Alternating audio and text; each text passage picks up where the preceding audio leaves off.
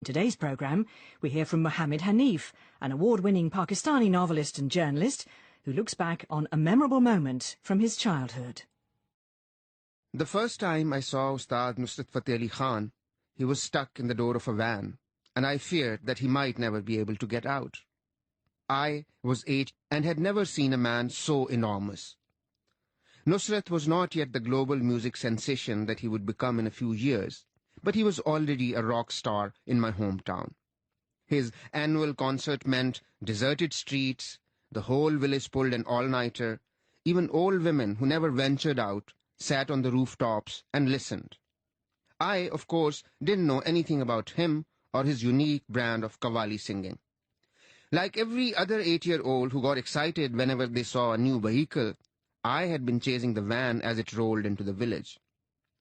About a dozen people disembarked from the van, one carrying a harmonium, another one a pair of tablas. Nusrat appeared last. For a moment, the door of the van seemed too small for him, and he seemed stuck fast in the opening. But then he completely defied my fears. He moved sideways and maneuvered himself out, ignored us kids gawking at him, and walked away towards the venue where crowds had been gathering since the afternoon. The annual performance was organized by an early Nusrat fan, an old man who sold snacks on the streets of Okada. Baba Bhalyanwala and 4 of his sons put aside a part of their daily earnings, and at the end of the year, the money was used to organize the concert. When you bought a snack from Baba Bhalyanwala, you were effectively buying yourself a concert ticket. Later in the evening, I watched him perform. I found a spot behind Nusrat Fateh Ali Khan and his party.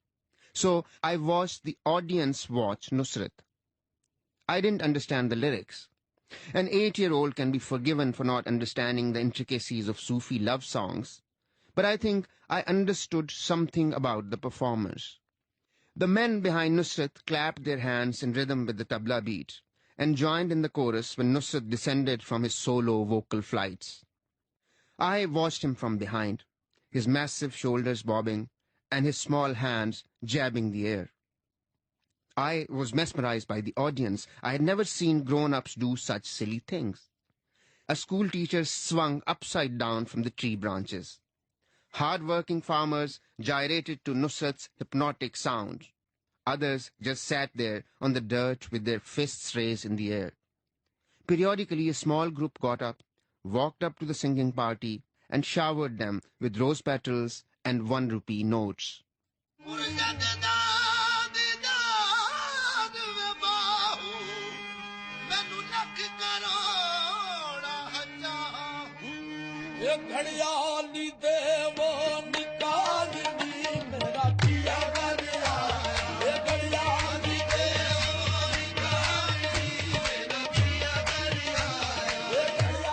I sat behind the chorus and observed the internal dynamics of the group. They clapped and joined the chorus, occasionally riffing on Nusrat's soaring notes. Slowly raising the tempo of the performance, they seemed to be enjoying themselves almost as much as the audience. Before the performance ended, I had decided that this was what I wanted to do in life. Sit behind a big man, clap my hands all night, make the audience dance, and if they wanted to shower me with 1 rupee notes, that was okay too. For the next few months, I prepared for this career. I would be found by my family perched on a tree branch, clapping and singing, the top of my voice, the only words that I remembered from that night's performance. Mera piya ghar aaya. My lover has come home. Oh yes, my lover has come home. Nusrat Fateh Ali Khan's rise coincided with the arrival of portable cassette players in Pakistan. People would record, copy, and share. His music blared from tractors in the fields, from grocery stores, from intercity buses, and occasionally from a huge stereo perched on the shoulder of a man who always walked in the middle of the street. And then Nusrat went global. He performed in faraway places like Sao Paulo and Tokyo, where, according to a legend, people treated him as if he was the reincarnation of Buddha. DJs remixed his spiritual ditties, and he became a rave on Europe's indie scenes. Peter Gabriel recorded him, and so did British Asian producer Bali Sadhu.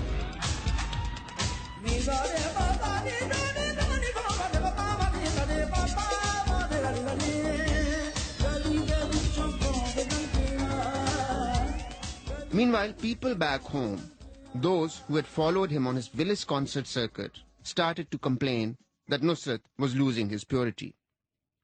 Coming from the old faithful, these complaints were understandable.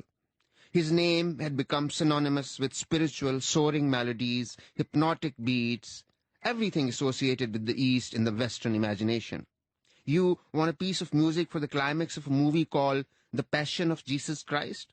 You went to Nusrat. You are making a film called Natural Born Killers? Nusrat is your man. Big budget Bollywood film needs a set piece wedding song? Just get Nusrat to do it. His old fans accused him of selling out, of losing touch with his roots. A friend made an award-winning documentary called Nusrat Has Left the Building. It basically accused him of crass commercialism, of peddling a dubious spirituality to the first world. I think his die-hard fans often forgot that Nusrat was a pop singer in every sense of the word. He always wanted a bigger stage. His early fans imagined him as some kind of hermit Sufi who walked out of a cave one day, was dazzled by the lights and colors of the marketplace, and sold his soul to a devil. I tried to remind them that even at the very beginning of his career, he never was a purist, let alone a hermit. I got an opportunity to ask him a few questions a decade and a half after I had seen him perform for the first time. I was backstage again, but this time not in my hometown, but far away in Washington, D.C. I had a journalist's pass, and he was singing for Washington's posh set in a 5-star hotel. He was as good as I remembered him. After the concert, I did a brief interview and couldn't help mentioning that I had seen him in a small village far, far away. Why don't you come to Okada anymore? I tried to play the hurt old faithful. He gave me a wise man's sad smile. Baba Balyanwala is no more, he said, and his sons are not that keen. But yes, I'll come when I am invited. I had left my hometown more than a decade ago and had no idea that Baba was dead. I felt embarrassed and nostalgic at the same time. As Nusrat got busy with other media people gathered backstage, I started chatting to one of his backup singers.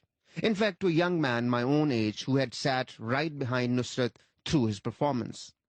It turned out that he was from my own hometown and had been with Nusrat since he was a teenager. Here was the boy who was living the dream that once I had dreamed. And he wasn't just any other boy who clapped his hands behind Nusrat. He showed me a notebook. I am his prompter. When he is singing, I am the one whispering the next verse in his ear. And so now, many years later, whenever I listen to Nusrat, I always think of that boy from my hometown, whispering the next verse in his ear.